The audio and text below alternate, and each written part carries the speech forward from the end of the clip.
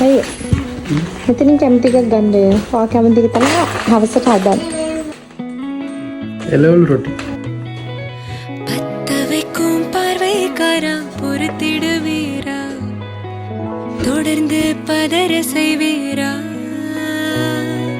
சிக்க வைக்கும் செய்கையெல்லாம் நிறுத்திடுவீரா மனசு இயங்கல சீரா தாசா கிட்ட நெருங்குற லேசா நான் ஒருங்குற தூசா எட்ட போயிடுறா வெரசா வெரசா தாசா இது என்ன புதுசா வெக்கம் ஆச்சு சிறுசா கொஞ்சம் பார்த்து தொடு லேசா